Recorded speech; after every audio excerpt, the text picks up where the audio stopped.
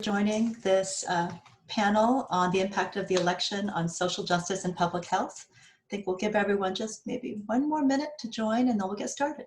Thanks for waiting.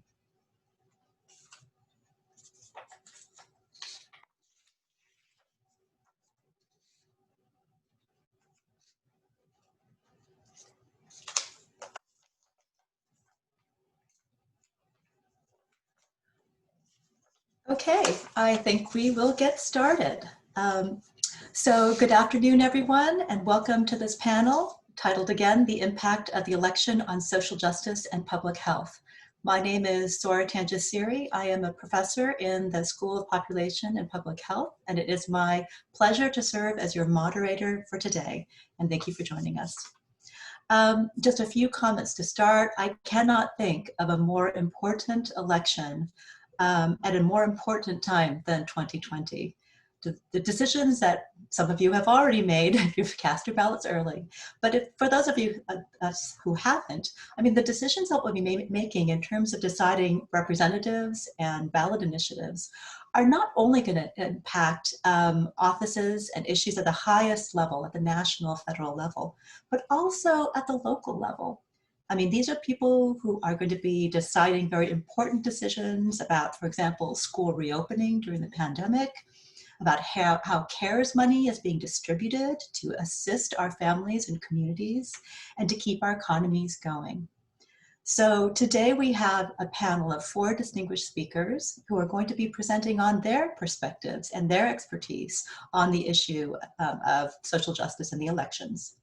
Each will present for 5 minutes, after which we'll have a brief, we'll try to keep it a little lively by having a brief kind of Q&A just among the 5 of us. And then the next presenter will go and in succession until we've completed 4 presentations. At around 12:40 or 12:45, we hope to open it up to answer questions from the audience. So as a reminder, please use the Q&A option in your Zoom to type in questions, and we'll try and get to as many as we can in the remaining time for this panel. I'm now going to introduce the 4 panelists all at once and then turn it over to our first speaker. So our speakers include Dr. Michele Bratcher Goodwin, who is a Chancellor's Professor at UCI and founding director of the Center for Biotechnology and Global Health and Policy. She is an elected member of the American Law Institute, as well as an elected fellow of the American Bar Foundation and the Hastings Center, which is the organization central to the founding of bioethics.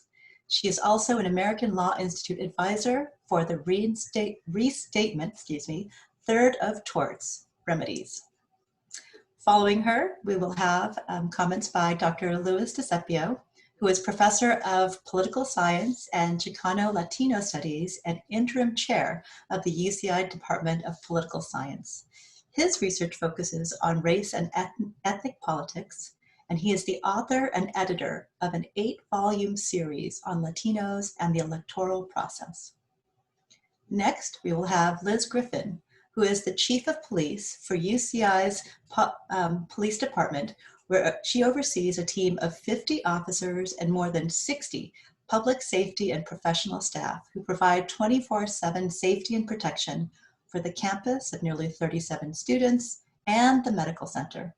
She represents the UCI Police Department on campus and in neighboring communities, collaborates with outside law enforcement agencies, the UC chiefs at all 9 UC campuses, and develops partnerships related to university public safety. And finally, we will have Dr. Bernadette Boden-Albala, who is the director and founding dean of the UCI Program in Public Health in the Susan and Henry Samueli College of Health Sciences, where she is also professor of epidemiology and population health and disease prevention. She is an internationally recognized expert in the social epidemiology of stroke and cardiovascular disease, and her research has focused on the social determinants of disease, including the role of sex, race, ethnicity, socioeconomic status, social support, and social networks on stroke disparities.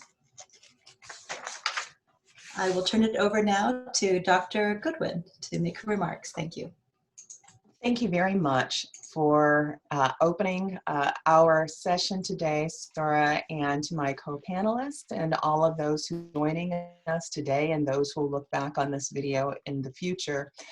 Today, in my capacity here on this panel, I'm talking about what this election means in terms of reproductive health rights and justice. During this period of COVID, what it's revealed are underlying inequalities and also infrastructural challenges that we've had in our society that are systemic and that are institutional. At the beginning of COVID, what we saw were challenges to a fundamental right, which has been the right to reproductive health care in the United States, including the right to be able to terminate a pregnancy. That became challenged during this period of COVID, and the litigation that resulted not only restored what otherwise could have been the infringement on those rights, but also advanced them to some degree. But the challenges remain in our United States, and in the coming election, what's at stake are broader issues of reproductive health rights and justice for our country. The United States leads the developed world in maternal mortality. We rank somewhere around 50th or 51st in the world in protecting individuals during their pregnancy. It's actually safer to give birth in countries that were formerly war-torn or where genocide had taken place than in the United States. And that may seem surprising to some of you who are watching this video, but I would suggest then that you look at the IA website. The Central Intelligence Agency actually keeps a website where it actually keeps this data, and you'll have to scroll on down and you'll see where the United States lands. In fact, Louisiana and Texas both vie for being the most dangerous place in the developed world for a person to be pregnant. And when we look at issues related to race, then those conditions are only further exacerbated. A Black woman is 3.5 times more likely than her white counterpart to die during pregnancy in the United States. And those figures are even worse when you actually look at specific states. Many of those states happen to be in the South, but not exclusively. But when you look at state by state data, then what you find are rates of maternal mortality and disparities between Black women and white women that are 10 times or 17 times more, basically meaning that depending upon some states, a Black woman may be 17 times more likely than her white counterpart to actually die during pregnancy. So these are some of the issues that are at stake, not only a person's ability to be able to terminate a pregnancy, but a person's ability to be able to carry a pregnancy to term without dying. But there's more than just pregnancy, whether it is to terminate one or to have one and continue it through, that's at stake in this election, and that we ought to be thinking about. Even the security to be able to use contraception, to have it easily accessible, is also something that we can't take for granted, and that is actually up for debate. It has been up for debate before the United States Supreme Court in recent years, and may very well be an issue before our Supreme Court again. And even if these kinds of issues don't make it to the Supreme Court, these are issues that still may be alive in states, and that may, in fact, in some ways, die at the state level, so to speak. But let me just round out my comments with a couple of other areas too, just within the reproductive health and justice area. And we could talk about so much more broadly in terms of sex equality, especially in light of the passing of Justice Ruth Bader Ginsburg. But I'd like to talk about education as well. And I want to end my preliminary comments on that. And that is to say, for my research, what I would have teenagers in the United States, young people, stand to be more vulnerable than their peers in our peer nations, France, Germany, Switzerland, England, Spain, all those countries. They happen to be more vulnerable, be more likely to have pregnancies. They're more likely to contract sexually transmitted diseases during their youth, and they are more likely to be harmed to lingering effect by those conditions, including early childbirth. What's so sad is that sex education has been yanked from so many schools across the country. It has a lot to do with legislatures that have said, no longer need, young people in high school no longer need to learn anything about their bodies. And the tragic results are exactly what I've just shared with you. So I'm happy to talk more about this during Q&A, but the results of all of that end up being deadly, because what we do know is that when young people contract diseases such as chlamydia, gonorrhea, all these things that we're not supposed to talk about, but we really should. What it leads to later are cancers that may be very difficult to beat. So let's talk more openly about all of these issues, what happens to be at stake. It's not just who occupies the White House or who occupies our courts, it's actually who occupies our legislatures, our school boards, and so much more. Thank you, Dr. Goodwin. I think that leads nicely to the question I'd like to pose to you, which is, you referred this already, but on Tuesday, as we all know, Judge Amy Coney Barrett was sworn in as a Supreme Court Justice. She is known as having certain specific views that are pro-life and tend to be conservative, and was pushed to be confirmed before the election next Tuesday. So with this kind of now majority on the court, and then what your comments are about sort of more broadly, perhaps across society, I'm curious to know your thoughts. How will the outcomes of the election impact women's, and you mentioned adolescent, reproductive health and rights, if at all? Well, in quite serious ways. So Judge Amy Coney Barrett has said that she fashions herself like Justice Scalia. He was anti-abortion. And I call it anti-abortion rather than pro-life, because pro-life should be protecting the lives of women who are carrying their pregnancies to term, and also protecting the lives of children who happen to be born. And these policies actually don't do either. And what we face before this Supreme Court has been one that's been largely hostile to reproductive health care and rights, including those amongst the most vulnerable of people who happen to be in the United States.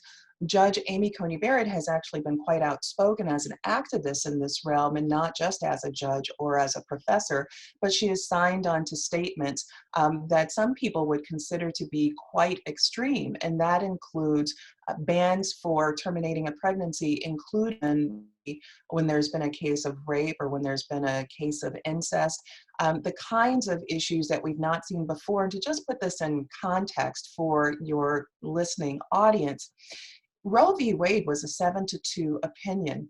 5 of those justices were Republican, and they were Republican appointed. Chief Justice Blackmun, or Justice Blackmun, he wasn't the Chief Justice, he wrote the opinion in Roe v. Wade. He was appointed. So where we are today is very far removed from engaging in health, science, and looking at these kinds of issues. And I would only add to that so that people don't see this as, you know, it's Republicans who really care about life. I mean, it was Republicans who were very much on board with equality for women back during that time. And to just put one last point on that, George H.W. Bush, that first Bush president, his father is named Prescott Bush. Prescott Bush was the treasurer for Planned Parenthood. So I think that's really important to put into context where we are today versus where we were 50 years ago on these very subjects. Thank you for that context. That's actually very helpful. I think we'll move on to the next speaker to allow enough time. So I turn the podium over to Dr. DeSipio, who will be talking about elections and social justice. Dr. DeSipio. Oh, thank you very much, Sora, and thank you to my co-panelists. I'm going to, oh dear, my share screen has been disabled. If maybe somebody could fix that. I do have a presentation, but if that can't mount. Please go ahead, try now. Okay, thank you very much. There we go, thank you very much. So I'm going to focus on the social justice end of our theme. And I want to start with what may come as a little bit of a surprise, but I think it's important context for the 2020 elections. Social justice issues don't dominate the electorate's sort of sense of what's driving their votes in this election. In a once in a century global pandemic, not surprisingly, healthcare is near the top of the list. The economy is always at the top of the list, and that's only exacerbated by the effects of the pandemic. But you have to go down a little bit, sort of into the issues that are identified by about half of people define, traditional sort of social justice issues: race and ethnic inequality, immigration, economic inequality, climate change, which is certainly increasingly part of the social justice agenda. So just as context, as important as some of the movements were this summer and that are ongoing, it is sort of the traditional issues that are dominating people's thinking as they go to the polls.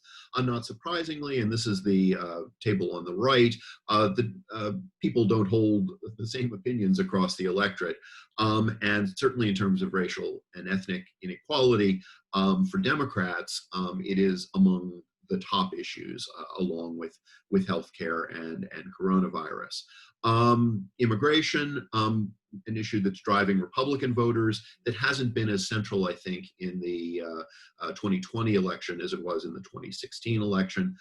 Economic inequality, certainly much more of an issue for the Democrats. So here the broad point is, it's not the social justice issues that are driving the electorate, and then different parts of the electorate see these issues differently. That said, I think it's important to note that social justice has really been sort of the core of the opposition to the Trump administration, literally from its second day. I guess its first day he got a bye, but on the second day there was the 2017 Women's March, which brought 500,000 women and their allies, men in this case, to the National Mall, and then to marches across the country. Literally a week later, the focus of social justice protest moved to the nation's airports, particularly airports that served international arrivals, protesting the Muslim ban that was imposed very quickly in the Trump administration. So social justice has always been there to animate the American electorate, or has always been there in the Trump years to animate the American electorate. I think social justice played a role in the sort of more sort of concrete period of the 2020 election, and that was this summer, as as the electorate was sort of coming to terms with the idea of Joe Biden as the nominee of the Democratic Party, and then sort of moving into a new kind of election, an election where we can't have as many of the traditional rallies and the traditional door knocking and sort of things that have characterized American elections in recent years. So the protests around Black Lives Matter, I think, joined a couple of other issues: the COVID pandemic, the economy, and then just sort of a general low level of Trump approval, to solidify people's opinions very, very early in this electoral cycle. And I show you this the scatter plot of polling going back to March, the period when Vice President Biden sort of solidified his hold on the Democratic nomination, to show what is a very unusual picture of an American election.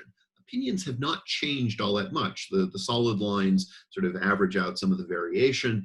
And what you see is a pretty consistent story of Vice President Biden leading in national polls, and leading by roughly the same amount. It's grown by a little over time, but the broad story is one of sort of a consistent 6-7 point lead by Biden over President Trump in national polls. Now, obviously, we have to be very sensitive to the importance of states under the Electoral College, and as we know, a lead in the national polls, if that's borne out on election day, doesn't necessarily guarantee a victory of the presidency. So I would argue, and I think the evidence supports this, that even though social justice issues aren't, sort of at front and center in people's thinking about how they're going to vote in 2020, the social justice concerns, particularly manifested this summer, sort of came together to lock people into positions relatively early, and that has held despite, I think the estimate now is that we're going to spend $14 billion on this election,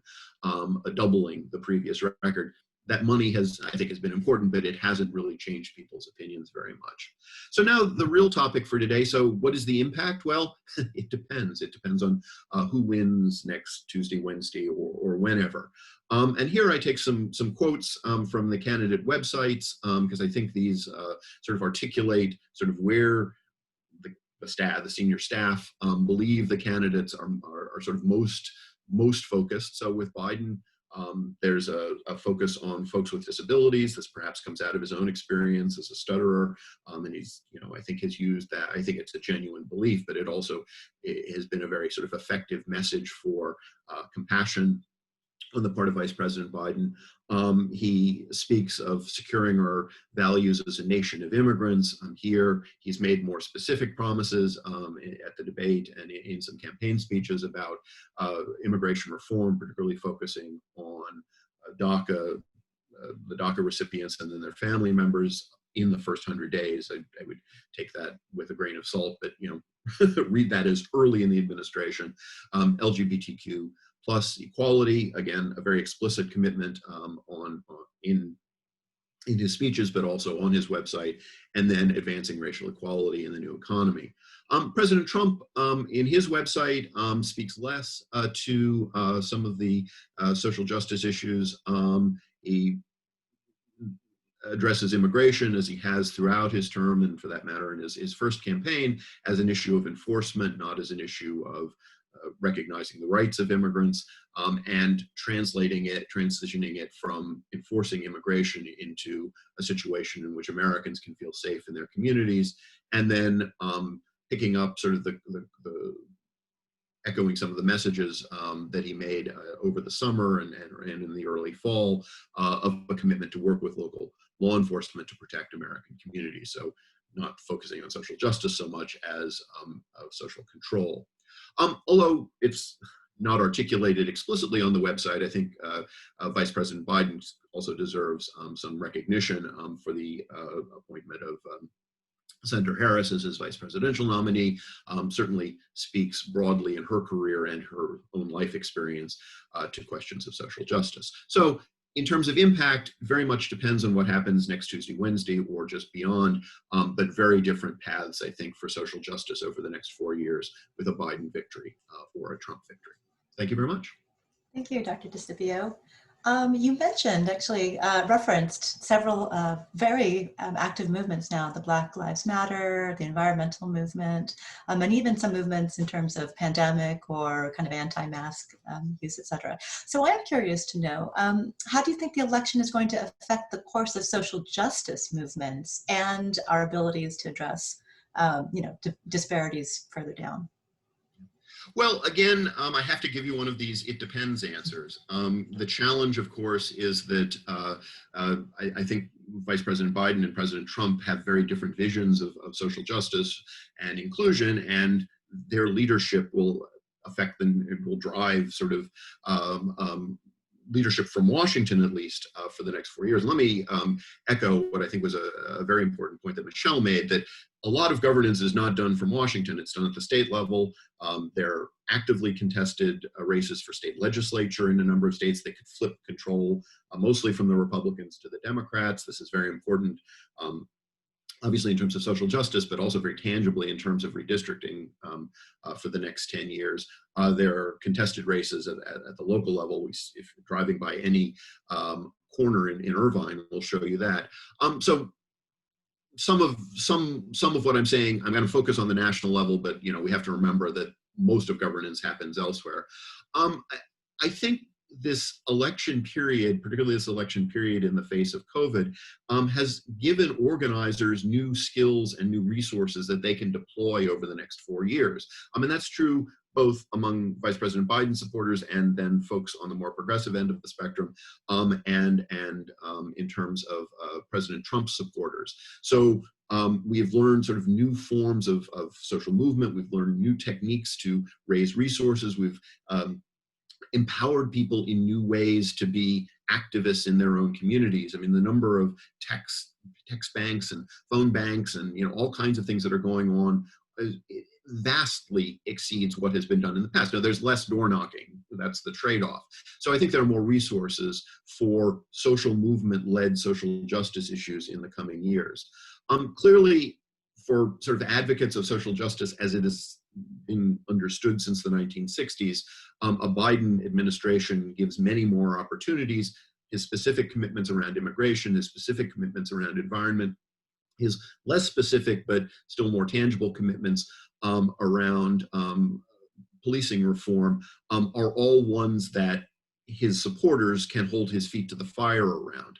A Trump administration, I think we would likely see a continuation of the last 4 years, which means a large near elimination of both legal and undocumented immigration, which would be a first in American political history, an empowerment of local police forces, an empowerment of the Justice Department not to investigate local police forces, which we've seen considerably over the last few months, and a continuing domination of the federal courts. And President Trump, thanks to Mitch McConnell in part, has already had more of an impact on the courts than any president since, I think, President Carter. Michele can correct me, and that was only because President Carter got a vast expansion of the courts from Congress and took advantage of that, not inappropriately. So anyway, I mean, very different trajectories moving forward. Thank you very much. I'd like to just remind everyone on this panel, this is a panel specifically for students. So please remember, you have the opportunity to pose questions. So please use the Q&A function in Zoom to do so. I'm very glad that Dr. DeSipio mentioned police departments, because our next speaker is Police Chief Griffin, who will be talking about community safety and free speech. Please take it away. Hi, thank you, Sora, for having me. I'm honored to be with you and these distinguished co-panelists here with me today and be a part of this conversation.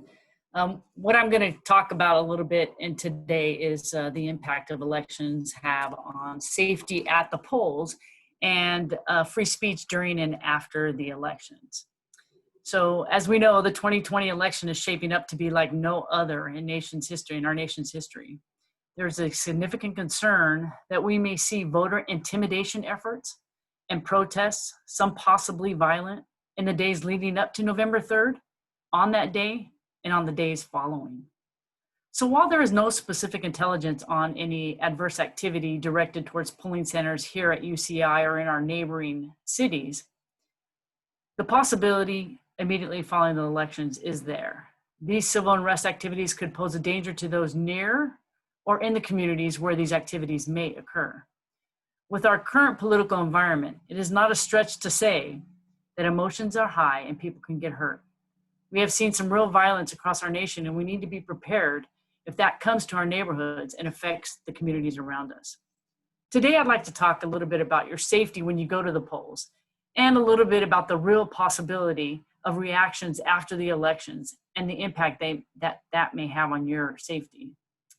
Protecting voters and election workers and well-being while safeguarding voter options and availability is a paramount concern. Policies and protocols implemented by election officials include, but are not limited to, guidance on face mask coverings, enhanced cleaning procedures at the polling places, personal protective equipment availability, social distancing protocols, and modifying who can be a poll worker, and expansion of what type of facilities can be used as polling location as alternatives to in-person voted, ballot drop boxes, etc. So some people have expressed concern about voting due to the coronavirus and their desire to avoid confrontation with people who may not want to follow through with coronavirus protocols. Maybe not so much here at UCI campus because our protocols are pretty strict, but in other voting locations on and around the campus. So my advice to you is basically to avoid any type of confrontation with individuals who do not want to comply with social distancing.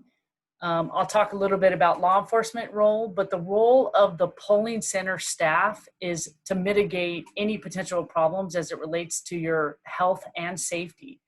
So the suggestion would be to reach out to a polling center worker and they would help you with that.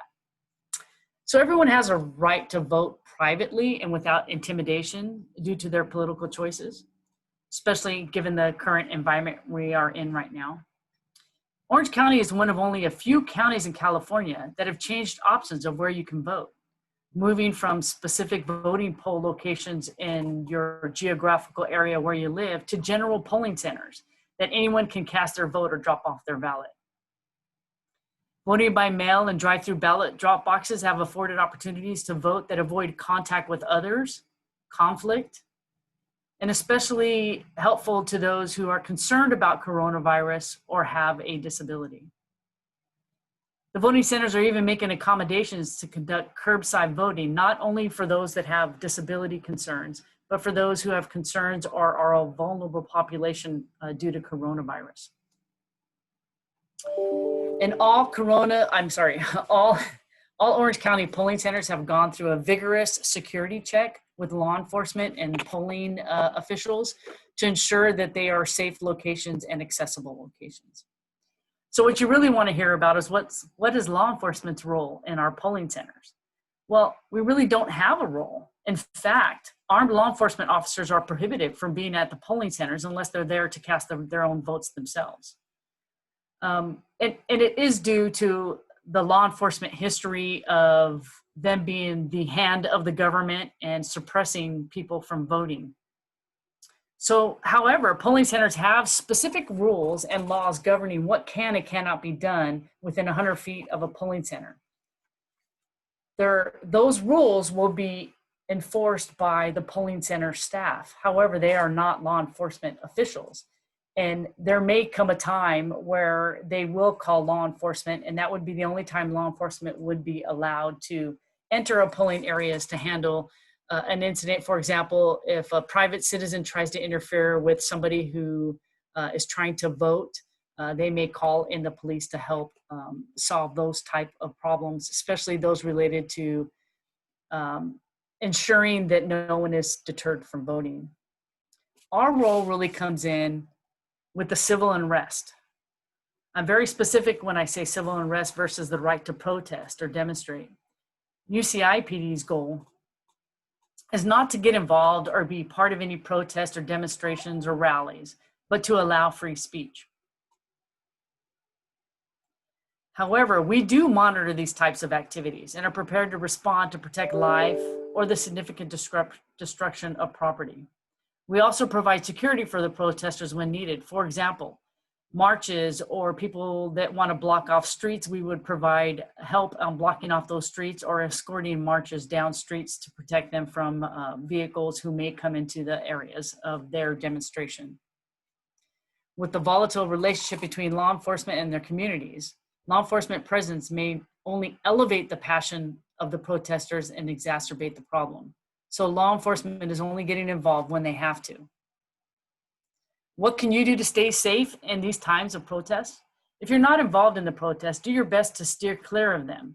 Many innocent bystanders have been caught up in the protest, have been injured or even killed. Even in our most recent protest on campus, a non-involved party, a mother and her child, who were just trying to get home from the pharmacist, had her car purposely rammed into by a protester who just wanted to block off the street. Staying away from and avoiding areas of marches, demonstrations, and protests will help keep you and your family safe. It's not the peaceful protests that create these problems. It is nefarious people with an agenda to cause violence or destruction that turn a peaceful protest into a violent situation. So my hope is that after the elections, no matter who wins, that through societal and legal reforms, we can continue to live in a country where all our voices matter, and we can share our opinions, thoughts, and beliefs without fearing for our safety. Thank you so much, Police Chief. We appreciate your comments, especially for the role of the police department to ensure the safety of our individuals and communities. So I am curious, you kind of went there towards the end, you know, with the strong partisanship that's going on right now in our communities around the elections. I am curious to know if you can expand on any thoughts about how you see the role of the police being influenced by the outcomes of the election. I don't know if I can expand on the influence of police. I think the most important part of that is the laws that come out of the election, the bills that are coming through and the elected officials that make it very important on how people see policing and what the role of policing is, right? So you have different groups who look at law enforcement right now as a hand of the government or as a part of the community. And I think the election is going to really push people's perspective on that. And as far as policing is concerned, I think we have to learn from our mistakes when it comes to the safety of our communities, when it comes to protesting and things like that, where we respond and how we respond and what's the best way to respond, where we can protect everybody's right to free speech and peaceful assembly, yet still protect the rights of maybe those people that are the minority in our communities that want to have a voice as well, and our role in making sure that both sides have an equal opportunity or an equal defense from us and protecting their safety no matter what their views are. We kind of stand as a impartial body who would protect the safety of whatever entity wants to proceed with protests or demonstrations or the like. And our role, of course, would be is when those two competing thoughts and ideas come together in the same area, and who's the one that's going to be in the middle, making sure that it doesn't turn violent or physical. Thank you. And there's one comment in the chat to thank you for your service. Thank Okay, you. so lastly, I'd like to invite comments from Dr. Boden-Albala, who'll be talking about public health at the crossroads. Thanks so much, and I'm really excited to be here and talk to you. So there's really never been, from my perspective, a more important time than right now for our world, for our nation. We continue to face unprecedented challenges overall, and really very, very unprecedented with regard to public health. And I want to say right at the beginning that exercising your right to vote is a tool that I encourage all of you to use, and you should encourage everybody else to use, making that decision on the local, on the national level. That is critically important. So public health has really been, we're in a major pandemic, at the forefront of everybody's mind this year. And public health and the health of our communities takes a front stage. It's done so in community forums and on the national debate stage. And there have been important dialogues that ultimately need, though, to be supported by scientific work and evidence-based practice, such as we teach in our program and schools and programs of public health around the country. Public health is about the health and well-being of our communities, the whole community, rich and poor, all people. And we've actually seen that part of the public health dynamic creates this tension between individual rights and community rights. And this tension is not new at all to public health, but certainly highlighted at this time. And while we continue to talk about the balance, which we should be doing, we need to do that within the foundation of rigorous scientific data. So make no mistake, public health is at a crossroads, and this election will set its future in play. Public health leadership and recommendations have been undermined. And I wrote this today in my newsletter. At least 49 state and local public health leaders have resigned, retired, or been fired since April across 23 states. We've lost critical leadership at a very time that we need public health leadership to emerge.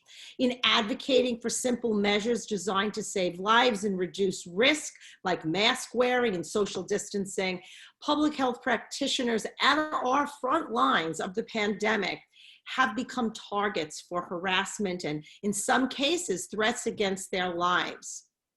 Public health is an evidence-based science, and it needs to be supported as it makes tough, stringent recommendations to preserve the health and well-being of our communities.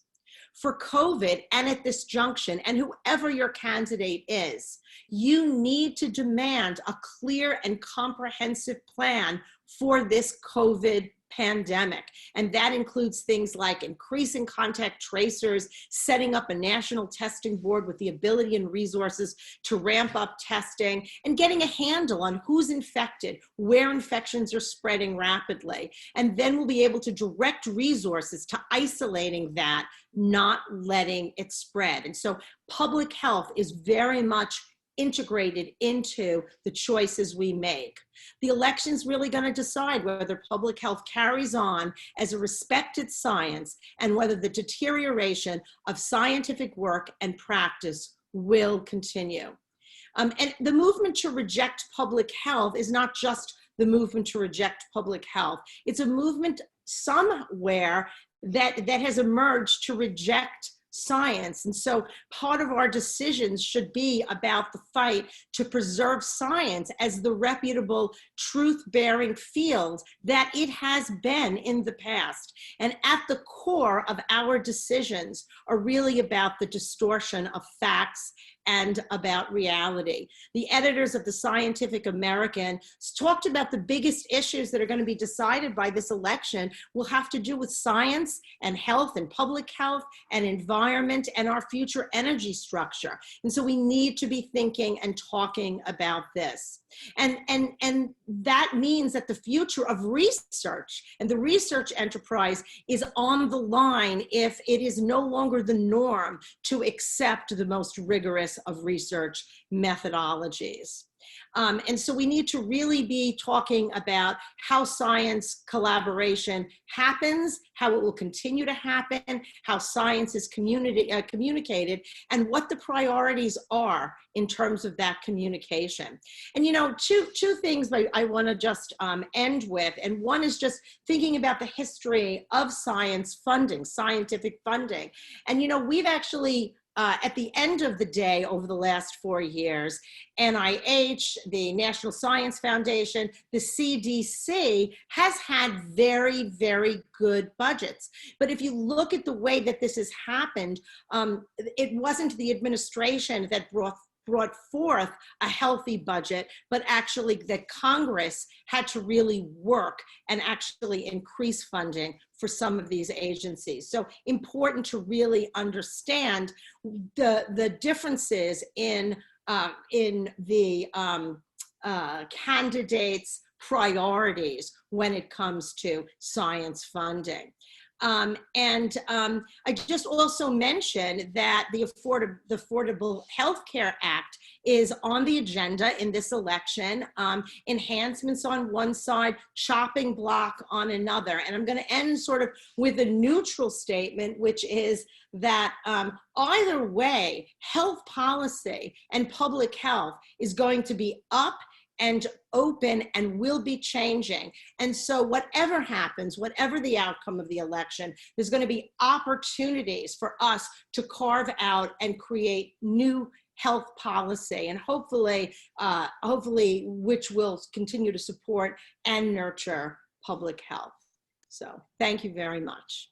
Thank you, Dean Boden-Albala. Actually, you completely predicted my question, moderator question. So if it's okay, I think we've got some wonderful questions from the audience I would like to be able to pose to all four of you. So the first few questions are actually, I think, picking up on the fact that all of you spoke about different vulnerable parts of our communities or our, of our nation. So the first one is, how will this next election impact housing and homeless programs, and particularly around prevention? Does anyone have any thoughts on that? Well, let me just say this, that those who happen to be homeless today happen to include a lot of children. So when we think about homelessness, it's not just a guy who's recently lost his job, but we're talking about whole families that are living in shelters that they have to leave at a certain point during the day and then hope that they can come back to at night. And those are issues that are critically important for us to be thinking about in California. Housing vulnerability is a critical issue, but it's not just here, it's across the country, and children also suffer from it. So this is an election where absolutely at the presidential level that matters, because there's a president that's going to be appointing someone to become the secretary of HUD, and that does matter, but it also matters at the local level as well. How governors, how mayors, how local councils will address these issues. And so it's up ballot and it's also down ballot, and we have to pay close attention to it. Thank you. I would add that the candidates at the presidential level have taken very different approaches to how seriously they take COVID and then the economic consequences of COVID. And if you look at what they are saying publicly, one is sort of denying or indicating that it's passing and is very proud of today's economic numbers, which are reflective of a very short period in American economic history. And the other is proposing a comprehensive sort of economic rebuilding for the country that speaks to COVID, but also speaks to some long-term issues of inequality. So, elections matter, and I think very much in terms of homelessness and in terms more broadly of social services and resources to help the disadvantaged in the American economy. There's a dramatic difference between the candidates. And I would just actually talk about, to both of your points, that local really does matter. And in fact, with regard to COVID, with regard to, COVID and disparities is all about all of these other social determinants of health. And it's been quite eye-opening that locally there have been groups of candidates that are questioning why, for example, we need this disparities criteria before one moves up or down into another level, more or less stringent policies on what one can do during COVID. I think that's critically important, that everything is really very connected and very much locally as well. Thank you. There's several questions that are actually also asked specifically about immigration and race. So one of them was actually specifically targeted to Dr. DeSipio. So if you want to share your initial thoughts on how you think that the outcomes of the election will impact immigration policy. Going into the Trump administration, there was a bipartisan consensus, at least at elite levels, in Washington and the Senate, on how U.S. immigration should proceed. It was a policy that allowed for large-scale legal immigration based on a combination of economic needs and family unification, short-term workers for targeted industries, and increasing enforcement to control undocumented immigration, with the recognition that there should be some fairness to some of the undocumented, and then that's where that's where it got complicated. President Trump upended that completely, as I say, from his first week in office, the Muslim ban, steadily chipping away at different parts of this immigration regime that had really existed for 40 years. And if you remember that polling data that I showed you right at the beginning of my presentation, his supporters, or at least Republicans, and then from other data, his supporters are very supportive of that sort of policy. So there's now a cleavage where before there was some consensus. I think if President Trump is reelected, we will see a general diminishment of immigration. I mean, we've already seen it due to COVID, but that will be maintained, and we'll be a very different country in 4 years than we were in 2016. Vice President Biden is elected. He's made some specific commitments about immigration reform. He will need a Democratic Senate and a maintenance of the Democratic House, which seems very, very likely to achieve that. Even then, it will still be a heavy lift for his administration that's going to have a number of heavy lifts. It's sort of it really depends on what you thought about immigration in 2016 or 2015. If you thought we were broadly doing well and could do better, I think Vice President Biden promises to achieve that and will achieve some of that. If you accepted in 2015, 2016, the Trump rhetoric that the system was broken and we should really focus more on the native-born population, I think President Trump in a second term would isn't going to change his stripes very much on that. I want to speak actually really explicitly to this because I think that our students deserve that. This is a president who's spoken in very racist ways about individuals who would seek to immigrate to the United States, either as refugees or as people who would seek to come to the United States to be able to work. He has claimed that Mexican people are rapists and people who would harm individuals in the United States. That is not accurate. We have no history at all since the founding of this country of people coming from Mexico and disturbing people in suburbs across the country and raping up people across the country or burning down suburbs in the United States. We have no record of that anywhere. This is a president who has imposed a zero tolerance policy in the United States. We've seen children who've been kept in cages This has been an administration that has actually argued before judges that children do not deserve toothbrushes and toothpaste or soap. We would likely see more of that. The United States is set to admit into the United States the fewest number of individuals gaining refugee status than ever before, or immigration status, at least that we've seen under recent presidential administrations. And right for individuals who are being kept outside of the U.S. border who are seeking status in the United States.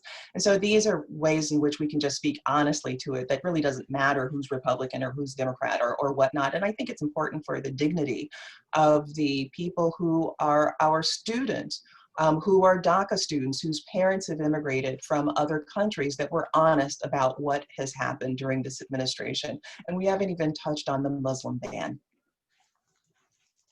Thank you. If I can touch up real quickly on that, as far as law enforcement is concerned, is that if Trump gets elected again, then it's going to continue to divide law enforcement in the communities that we serve. Right now, it's already affected us on how we have to relate with our federal partners that are in law enforcement, and it'll continue to be an issue with, especially in California and states who support immigration. It's going to continue to affect that relationship. And right now, while we're trying to strengthen and repair our relationships with our communities, having immigration policies that are restrictive under Trump's administration, and if that continues on, it's only going to hurt our community's relationships with our law enforcement entities. So we're hoping that doesn't happen. I think there's going to be more conversations that have to be done. In the last 4 years with Trump as president, there's been a lot of conversations with law enforcement. And for example, here at UCI with the DACA students, to gain that trust, just that little bit of trust that we are not agents of the federal government when it comes to immigration policies. But it strains the relationship, whether it's valid or not. It still strains the relationship between us and law enforcement. So that's a big issue that'll occur for us and law enforcement, depending on who gets elected. Thank you. Thank you very much for those comments. I'd like to tackle another question if possible. And this is actually specifically around mental health. The question poser asks to speak more about disentangling the pandemic-related versus the politics-related causes of population mental health concerns right now, and what we might be able to do. Some thoughts about that? Wow. Oh yeah. I don't know if Louis or Michele or Chief Griffin, Liz want to speak. I think we're in a very, very difficult situation right now. That we are in. This pandemic has caused us to be isolated, to be scared, to literally change our world, and it may never fully come back to where it was before. Fauci's now talking about, maybe in 2022, we'll sort of be able to live a normal life. I think about young people who are planning things like weddings, the wedding of yesteryear, 400 people all together in a small place is gone right now. And that's just that's a silly thing, but but those are the kind of things that people think about. I think what's people living, and I've said this before, together, not liking each other since February, but not being able to get out of that. Worse than that, abuse, domestic abuse, young adults whose entire sort of life vision was to get out and go to college and get out of the family situation, which was dysfunctional, are now living in their homes with college, going to college and taking care of their siblings and all of these other things.